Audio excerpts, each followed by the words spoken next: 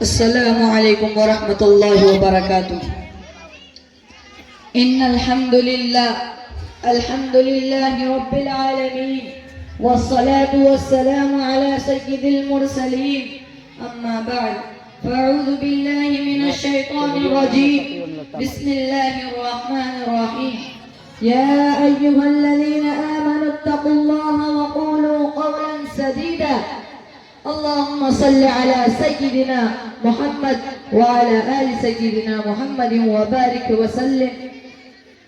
اتنی غفلت تو نہ کر اے مسلم خدا کے واسطے، اتنی غفلت تو نہ کر اے مسلم خدا کے واسطے، فکر کر کچھ تو بھلا روزے جزا کے واسطے، پڑھ کے تو قرآن کو کچھ جمع کر لے اب ثواب، قبر پر کون آئے گا پھر فاتحہ کے واسطے، قبر پر کون آئے گا پھر فاتحہ کے واسطے۔ محترم حضرات اور سامعین بس علمی ہم سفر ساتھیوں، مشفقوں، مربی، اساتذہ کرام اور دور دراز سے آئے ہوئے مہمانان خصوصی، آج کے اس باوقار محفل میں مجھے دنیا و آخرت میں گناہوں کے نقصانات کے عنوان پر کچھ بولنے کا موقع ملا ہے۔ دعا کیجئے کہ مجھے صحیح کہنے اور ہم سب کو اس پر عمل کرنے کی توفیق عطا فرمائے۔ میرے محترم بزرگوں اور دوستوں، ایک مرتبہ ایک نوجوان حضرت ابراہیم علیہ رحمت اللہ علیہ کے پاس آیا اور کہا کہ حضرت کوئی ایسا طریقہ بتلا دیجئے کہ گناہ بھی کرتا رہوں اور خدا کے عذاب سے بھی بچ جاؤں۔ تو حضرت نے فرمایا جب تم کو گناہ کرنا ہو تو ایسی جگہ جا کے کرو جہاں خدا تعالیٰ تمہیں نہ دیکھے۔ تو اس نے کہا کہ حضرت یہ کیسے ہو سکتا ہے، وہ تو ہر جگہ ہے۔ پھر حضرت نے فرمایا اگر یہ نہیں ہو سکتا تو اللہ تعالیٰ کی بادشاہت اور سلطنت سے، اللہ تعالیٰ کی زمین سے باہر نکل کر گناہ کرو۔ تو اس نے کہا کہ حضرت یہ کیسے ہو سکتا ہے، وہ تو ہر جگہ ہے۔ پھر حضرت نے فرمایا اگر یہ بھی نہیں ہو سکتا تو ملک الموت جب تمہاری روح قبض کرنے کے لیے آئیں گے تو ان سے کہنا تھوڑی دیر رک جاؤ، میں توبہ کر لوں پھر روح قبض کرنا۔ تو اس نے کہا کہ حضرت قرآن کریم میں اللہ رب العزت ارشاد فرماتے ہیں وَلِكُلِّ أُمَّةٍ أَجَلٌ فَإِذَا جَاءَ أَجَلُهُمْ لَا يَسْتَأْخِرُونَ سَاعَةً وَلَا يَسْتَقْدِمُونَ، کہ جب موت آتی ہے تو ایک سیکنڈ کے لیے آگے اور پیچھے نہیں ہوتی، پھر توبہ کی مہلت کہاں سے ملے گی؟ حضرت نے فرمایا اگر یہ بھی نہیں ہو سکتا تو منکر نکیر جب تمہارے پاس آئیں گے تو ان سے کہنا یہاں بلا اجازت کیسے آ گئے، فوراً باہر نکل جاؤ۔ تو اس نے کہا کہ حضرت یہ کیسے ہو سکتا ہے، میرے اندر اتنی ہمت کہاں کہ ان کو باہر نکال سکوں۔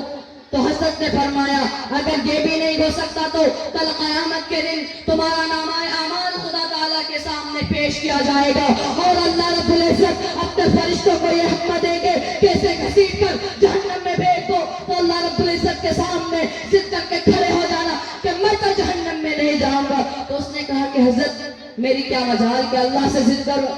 پھر حضرت نے فرمایا اے نادان اگر تم میں سے کچھ بھی نہیں کر سکتا تو پھر اپنے اس رب کی نافرمانیاں کیوں کرتا ہے جس کے قبضے قدرت میں پوری کائنات کا ذرہ ذرہ ہے۔ اے نادان اس گناہ کو تو اپنے رب کے سامنے کیسے کرتا ہے، جس گناہ کو اپنے ماں باپ کے سامنے، اپنے گھر والوں کے سامنے اور اپنے معاشرہ کے لوگوں کے سامنے نہیں کر سکتا۔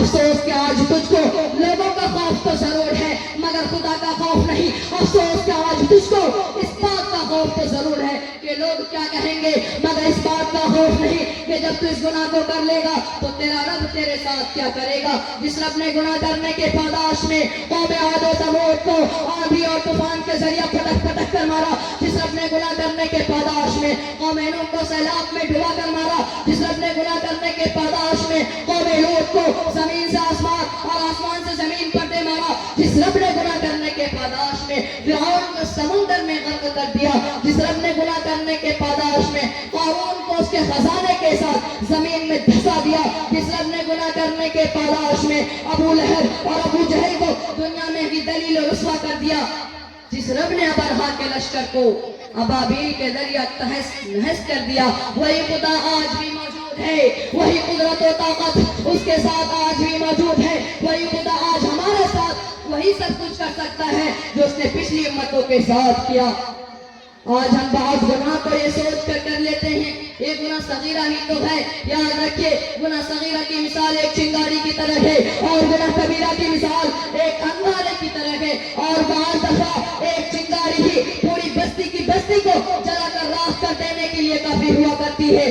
آج جبکہ ہم دنیا کی ایک چنگاری اپنے ہاتھ پر ایک منٹ نہ رکھ کر برداشت نہیں کر سکتے تو جہنم کی اس آگ کو کیسے برداشت کر سکیں گے جس کی ایک چنگاری پوری دنیا کو جلا کر راکھ کر دینے کے لیے کافی ہے. وہ آگ ہم کیسے برداشت کر سکیں گے جس آگ کو 1000 برس تک دھوکا گیا تو اس کا رنگ سرخ ہو گیا, پھر 1000 برس تک دھوکا گیا تو اس کا رنگ سفید ہو گیا, پھر 1000 برس تک دھوکا گیا تو اس کا رنگ سیاہ ہو گیا. جس آگ کی سب سے ہلکی آنچ یہ ہوگی کہ جب جہنمی کو اس کی آگ کا جوتا پہنایا جائے گا تو اس کا بھیجا ایسے پکنے لگے گا کہ جیسے ہانڈی میں چاول پکتا ہے. میں سزا کے قابل نہیں میرے مولا, میں سزا کے قابل نہیں میرے مولا, قریب میرے شیطان کو مت آنے دینا. ایک دن مرنا ہے آخر موت ہے, ایک دن مرنا ہے آخر موت ہے, کر لے جو کرنا ہے آخر موت ہے. کمال رتبہ مصطفیٰ بلغ العلا بکمالہ, یہ اثر ہے ان کے جمال کا کشفت تجھا بجمالہ. کسی ایک ادا کی تو بات کیا حسنت جمیع خصالہ, وہ خدا کا جس نے بتا دیا صلو علیہ وآلہ.